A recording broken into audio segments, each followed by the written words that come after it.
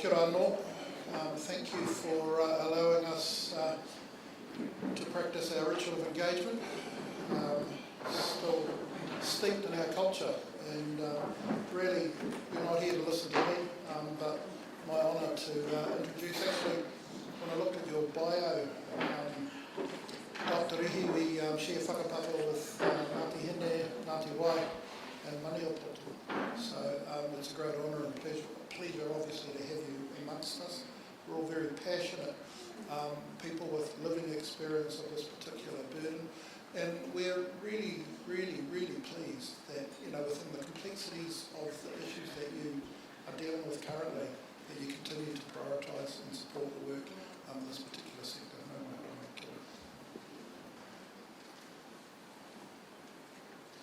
E rārangi tirima e nā iwi, tēnā koutou.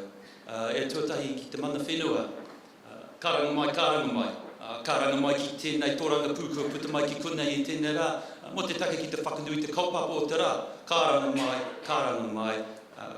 mai. Ko tēnei taku mihi e tuku ana ki a koutou, ko tēnei te mihi, kia ora mai tātou. Thank you very much, everyone, for the welcome and for the opportunity to be amongst you today. Thank you, Reverend, for your welcome. I'd also like to thank Alcohol Health Watch and your organising committee, including representatives from FASD Can Aotearoa, Te Iho Tātai Arongo, the Māori FASD Coalition, Hauora Māori Services and Health Promotion Directorates, Health New Zealand, Oranga Tamariki and the Centre for Addiction Research, University of Auckland, for inviting me to this important event. Alongside the organising committee, I would also like to acknowledge Raweri Ratu from Kokiriki Tamaki Makaurau Trust and the advice and practical support he has provided in preparation for this symposium. I'm very pleased to be addressing the FASD community today. I should actually be answering questions in the House right now, and in fact, as I left Wellington this morning, there was one around Dunedin Hospital, but actually you're just as important, so here I am. So just letting you know. I'd like to take this moment now to recognise all of you and your tireless efforts and commitment. FASD has gone under-recognised and under-supported for too long in New Zealand, but you have remained strong and dedicated as we now stand on the precipice of meaningful change. I acknowledge that you have had to navigate difficult spaces, motivated by the love of family and community. Ngā mihi kia koutou. I would also like to acknowledge Alcohol Health Watch for leading engagements with their community across New Zealand, particularly over the past 2 months. You have gathered valuable insights that will inform the revitalisation of the government's FASD Strategic Action Plan.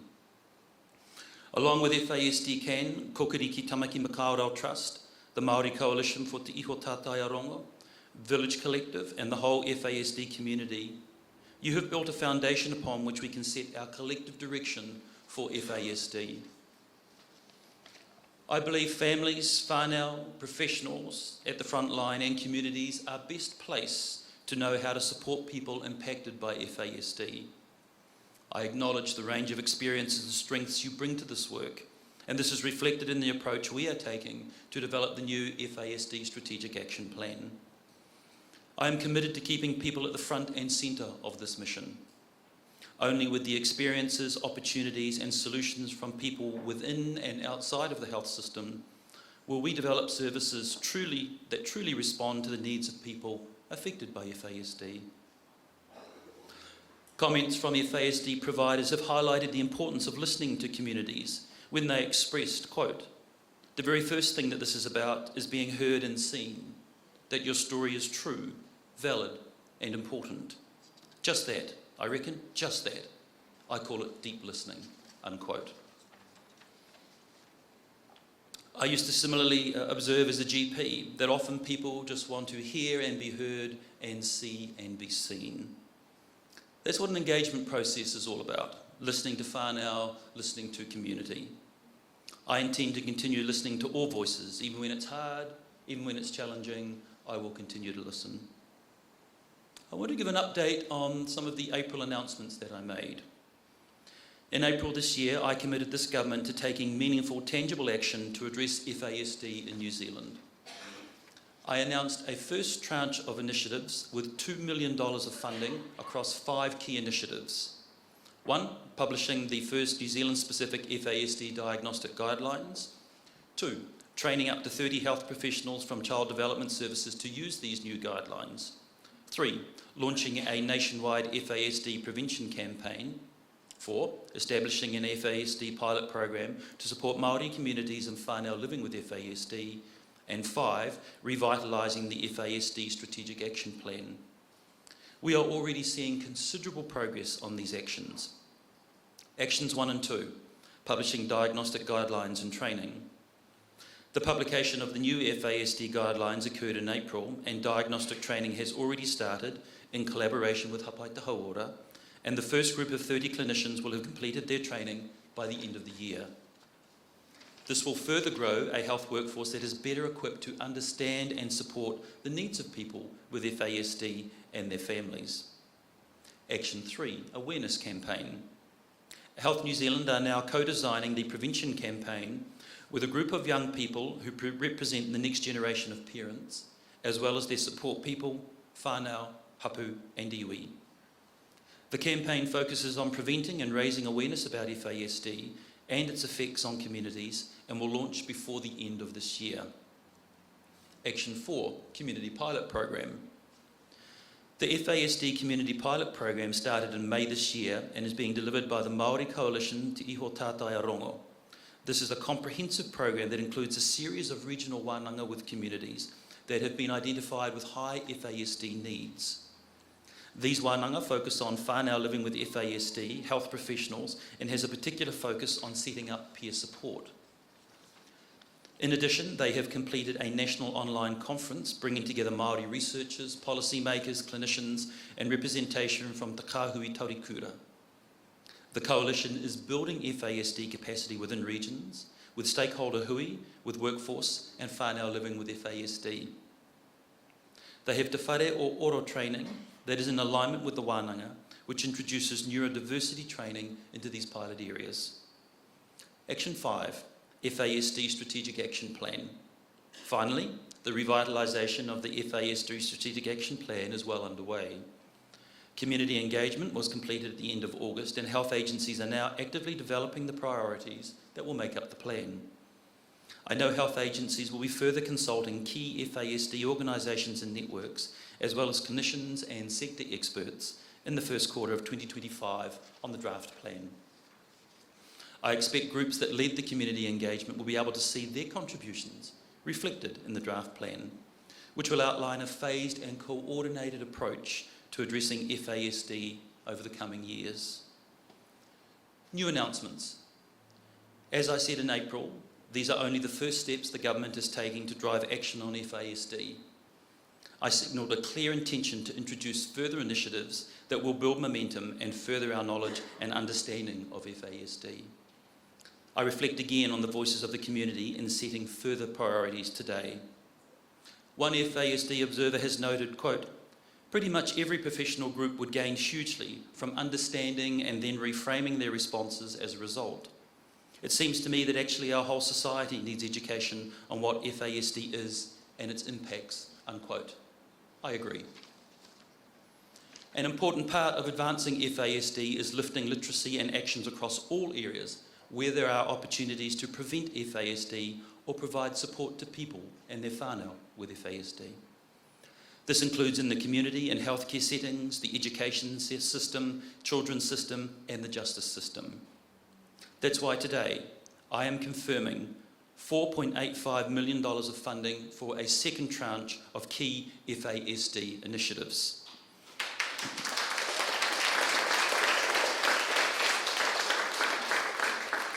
I expect to make further announcements on FASD in the build-up to the release of the FASD Strategic Action Plan next year. Now, this funding being announced today is made possible through a lift to the alcohol levy that Cabinet agreed to in July. This took the levy from approximately 11.5 million to 16.6 million, a boost of more than 5 million this year. Now, there were criticisms that the levy was actually not raised high enough, and I understand this. However, it demonstrates a willingness on the part of the government to fund our priority actions that deliver tangible outcomes, and given this is the first rise in the alcohol levy in 15 years. We have taken a microscope to what the levy is being spent on, and it was not clear to me that all of the initiatives have actually delivered tangible positive health outcomes for New Zealanders. Evidence-based outcomes is a key principle of this government's initiatives and investments. Every initiative must provide clear, demonstrable value to communities. That is the challenge I put to you, as together we design the FASD Strategic Action Plan. Demonstrate how your initiatives and proposals will make a tangible difference for New Zealanders. Direct funding. 4.85 million is a sizable commitment to the FASD work programme and builds on the 2 million I announced for Tranche 1 initiatives in April, bringing our total investment in FASD support and prevention to date to $6.85 million. The Tranche 2 initiatives announced today are as follows. 1. Undertaking an FASD prevalence study to understand the true nature of the challenge FASD presents in New Zealand, rather than relying on extrapolated overseas data. We will have our own data. 2. Growing FASD awareness and capacity across communities and a range of health, disability and social services with formal, structured education. 3. Supporting initiatives that promote alcohol-free pregnancies and reduce the stigma of FASD. The prevalence study. The 3-year prevalence study will start in mid-2025. It will focus on both the prevalence and impact of FASD in New Zealand and how demographic, socioeconomic and maternal factors influence the occurrence and diagnosis of FASD among different populations. The aim is for this study to screen a minimum of 2,500 children in line with World Health Organization FASD prevalence research protocols. Children will then be identified through targeted school settings in high-risk locations. 2. Growing FASD capacity across the sector. Growing FASD awareness and capacity within communities and across a range of health, disability and social services professionals will occur through a range of training opportunities being made available. These will include developing a micro-credential training program for the recently developed NZQA-approved unit standards. Development and delivery of this training will be undertaken in close collaboration with subject matter experts and will be relevant and accessible for a range of different audiences and training cohorts, including families and caregivers.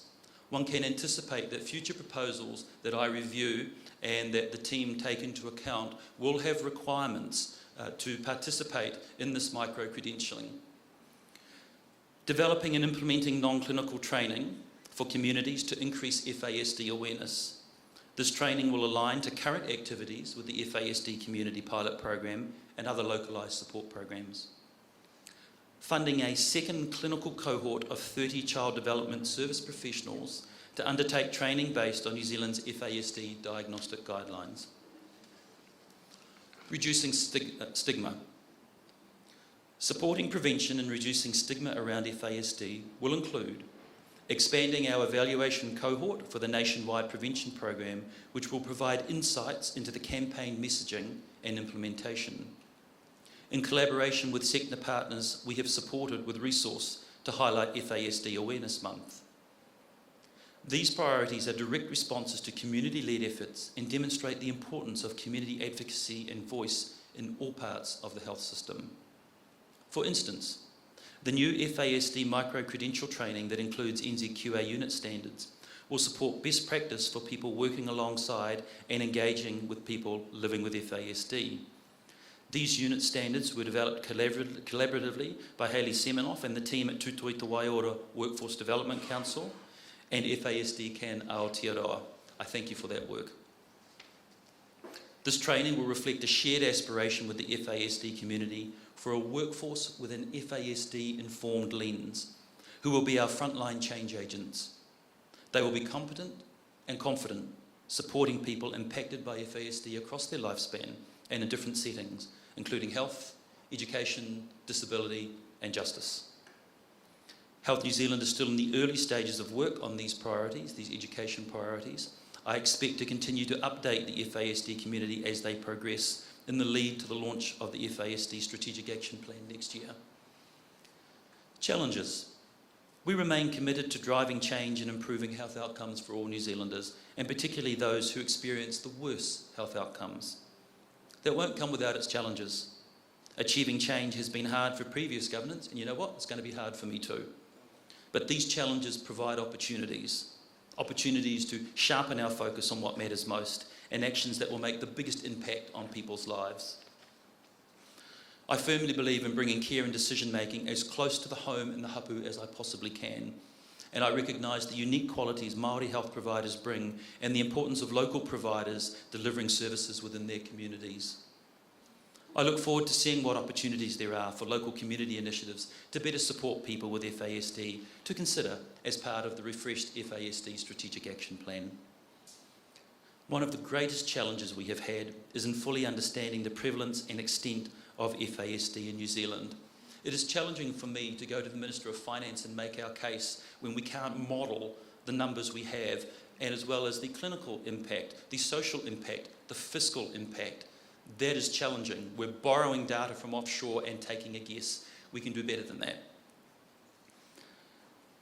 Part of the challenge we have had determining prevalence is due to the complexities and barriers to formal diagnosis and national data collection. These barriers limit our ability to intervene effectively and tailor support to local needs. As I've said, we need to better understand FASD prevalence across New Zealand, which means we can deliver more effective and targeted prevention. That's why the announcements I have made today are so important. But I want to make clear that gaps in what we know now about the prevalence of FASD does not distract from its very real impacts. We must remember our context, where an estimated 3 to 5 children in New Zealand are born with FASD every day. As I say to my colleagues, by midnight tonight, that's another 5. Midnight tomorrow, that's another 5. And start adding that up and look at the impact this has on our communities. We know we must address this, and the primary mechanism we have is through the refreshed FASD Strategic Action Plan. Over the next 12 months, I hope to build an approach that will further support the prevention of FASD and identify critical points in the lifespan of individuals where we can make the greatest difference. The community voices and insights captured by Rawene and his team over the past 2 months will be vital to that, and I acknowledge the wider alcohol prevention work that Rawene and his team have undertaken with the Kaupapa Toropu report on alcohol harm on Māori. However, until the long-term action plan is published next year, we have listened to the best community and expert advice and have already made a start with an investment of over $6.85 million across 8 initiatives aimed at better understanding the impact of FASD, promoting education and clinical settings that support women to stay alcohol-free during pregnancy. As I've said, 3 to 5 children are born with FASD every day. That's why there's no time to wait. We want New Zealand to be a country where people are supported to have alcohol-free pregnancies, where the prevalence of FASD is well understood, where quality FASD diagnostic tools and training are widely used, and people living with FASD and their families are well supported. In conclusion, finally, I would like to reflect on the theme of this conference. Ko te FASD kei ahau e hara I ahau. FASD is what I have not. FASD is what I have, not what I am. To me, this is a powerful message which tackles both the issues of stigma and, most importantly, aspiration. The aspiration of individuals, families, carers, and the whole FASD community to lead thriving lives. Lives in which people with FASD can pursue education, employment, and meaningful connections with friends, families, and communities. While FASD might have lifelong impacts, it should not be a lifelong sentence. We have the chance to change that, to build on our strengths and not be defined by a diagnosis. That's my vision for the future. Nō reira, e hoa mā. Thank you for your support. Thank you for your ongoing work. Tēnā koutou, a kia ora mai tātou katoa.